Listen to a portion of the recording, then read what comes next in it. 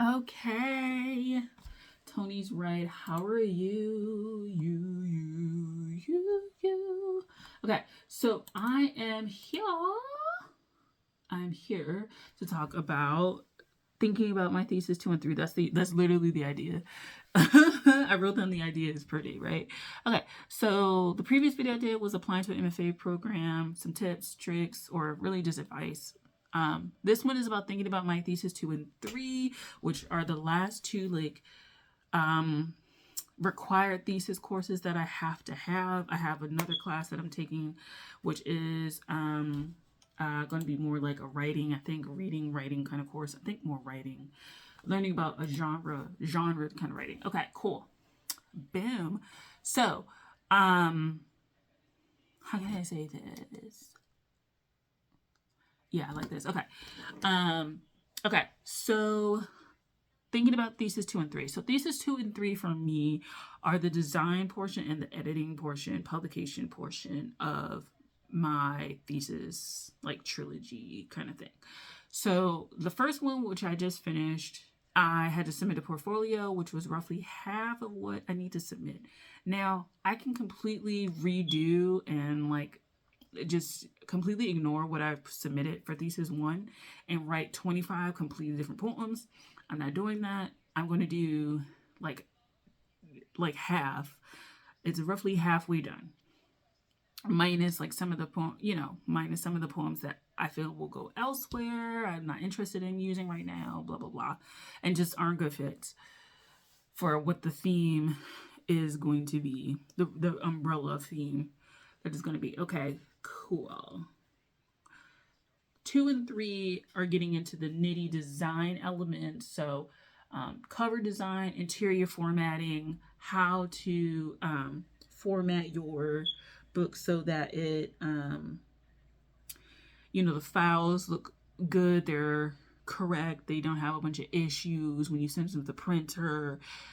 Your cover design, elements of design, how to make a cover that pops, make one that deals with design elements such as contrast or I just did this. Hold on. I just did this. It's like contrast and color and using principles that relate to that. That's where we are. We're going to be using those things, right? Those lessons. We'll be kind of finalizing all of the collections, sequencing the poems, as in like the table of contents. When you see that, like one poem coming after the other, why one poem and is going to follow another, is going to follow another, is going to follow another. When you have one poem, the one preceding it, the one following it, succeeding it, why they're doing that. What conversations are you having between poems when you put things a certain way? These things are what I'm considering for my thing. I have my general theme, which is dealing with me. It's me talking about me, per usual. Cause what? Cause it's all about me, ho. So that's kind of where I am. And so if the theme is broadly me, I centered it on like the body specifically, but then I started to think about like mind, body, and spirit. And I said this in one of the previous videos for this series, but I kind of like I think there's a cliche way to section it, but I can come up with different things or not. Anyway, I'm considering, so it's going to be like the body and the mind, the thoughts and about bodies, and using my body as a massage therapist and perception of body and things like that. Like it's going to be those things, and heritage also, dealing with body. So like a lineage of a lineage of like medical history kind of things. So those are, it's starting to get broader right now. And so that's kind of what I'm thinking about in terms of theme. In terms of design, I am starting to look at design, and I'm considering, because I have a Pinterest, and I created a Pinterest for this months ago, and I'm just kind of looking at poetry design and kind of looking at how poems are set on the page. One of the things that I've been doing also is, I'm gonna get this right here, is looking at different, oh girl, my back, god damn, my back, Lord. Oh, sorry, my back. Oh my god. 33 ain't never looked this complicated. I'll be 33 next year. Like, oh my god, like it's so complicated. Lower back. I ain't finna lie, my lower back is killing me. Oh my gosh, I need a massage, and I know when I go, he gonna be like, your back is a brick. Your back is a brick. I know it is a brick. So yeah, like one of the things that I'm doing is just looking at design and how design can tell you the story or not tell you the story about what's going to happen and stuff like that. So just looking at the design of books, like the cover, because I have to do all of this, right? So I have to do the spine, I have to do the front cover, I have to do the back cover, right? I have to do, you know, this publishing page right here. I have to do this. I have to do the copyright. I gotta do all of that. I have to do my table of contents. I have to format it. I have to put it on the page. I have to make sure on my page it looks okay. Like, you know? So I have to like really like think about these things. And I have to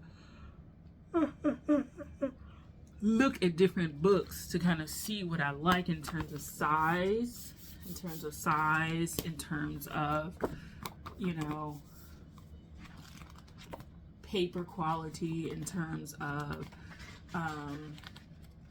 you know, do I want sections like this, like where it's sectioned off, page color, paper, like I said, paper thickness, like just all of this stuff. And then we have to do artist website and getting stuff together and, you know, all this kind of stuff. And so these are the things that I'm considering with my thesis 2 and 3, because these are, you know, I have to send this off to a printer, I have to get proofs, I have to like go through and read, I have to like really make an effort to make it the best looking book possible. Now, what I'm considering also is that I may have a few poems that come after that that I want to add to the collection. And I'm in two minds about that, because to be honest, if I publish 75 books or 100 books or 50 books or however many, I'd rather just start and make what an artist, what a musician would have as a deluxe kind of collection, and do it like that, or a companion book to that, which means over the break I could write nearly, you know, 30% more poems, right, for the 25, you know, another, you know, 6 or 7, and once I finish, flesh those out, those additionals out, and then have 2 collections kind of coming up. But I also said for my writing goals that I may want to do chapbooks, so that's another thing. So there's that. Thesis like 3, the marketing part, I already know what I want to do in terms of marketing. It's just getting the elements together, making the right connections, talking to people, and being on top of that is like, it's hard because you have to like put yourself out there. And I also, for the things that I want to do, don't have like like proof of concept in that this book isn't done and there's nothing associated with it that's done that gives people any inclination, any any evidence that this is going to be like successful and that it's like worth being affiliated with. So, you know, I don't have necessarily the biggest platform in terms of like writing and stuff like that. So when I go to like write proposals for different things to get my name out there, I have to kind of like bring a game, and I kind of have to figure that out, you know.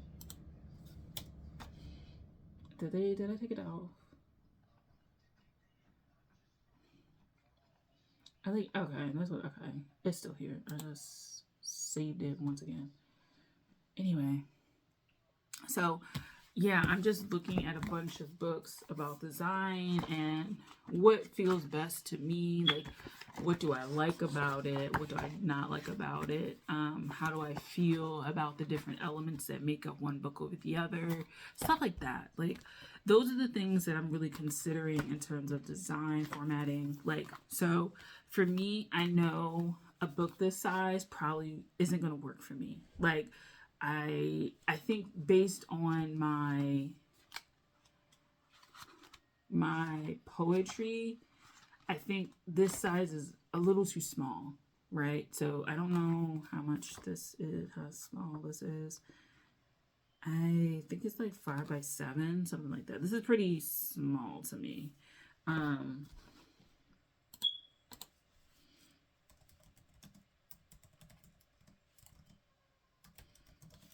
just gonna see if it's on Amazon again. I wrote a paper about it and gave the dimensions and shit. I just don't remember.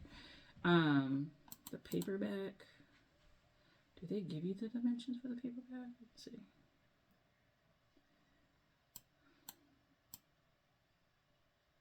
It's roughly 5.5 by 7.5, which is actually pretty small when you consider it compared to like this size. It's still, you know, this is like another inch or so. Width wise, they're roughly the same, but this is still small. And then, you know, I think these are like the same size. These two are like the same size. Right, yeah, the same size. And then you have one like this. I think these are roughly all the same. So these three are roughly all the same. Ararat, Brian Turner, and Shayla Secree. They're like roughly all the same. And then you have like a Border Vista, which is wider by like roughly, what is that, 3/4 of an inch or so, right? And to me, this size is like big as hell, but because I have a poem that formats that goes across the page in a weird way, I may have to consider it, or I may have to consider making the poem this way. Right, so there's so many things I have to consider, and that also makes me reevaluate what I want to write. Well, how I want to write it, because I have to design it, and if it's going to be a pain in the ass for me to design it, I'm not interested. So yeah, so like these are 3 different sizes of books right here. This is really small, right? That one is the largest one. This one is somewhere in the middle when you compare them all. So these are things that I'm thinking about, and that's why I'm also getting a good helping of books, so that way I can like think about it, really like think about where I want to go and what I'm trying to do. So yeah, that's what I'm thinking about. I have titles also, and that was something that I was working on too. I have about 2 titles, maybe 3 right now. We'll flesh out the rest of the poetry and kind of come up with some more, but I do have like one that's pretty like strong or two that are strong. And yeah, so I'm gonna write that down actually, because that also determines what I need to use as language for marketing. And I'm gonna do my it's gonna be an upcoming video, but I'm gonna talk about some things I did to think about what I was doing for my thesis. It's a cool video, I think. We'll go from there. Anyway, thank you for watching. I'll talk to you guys later.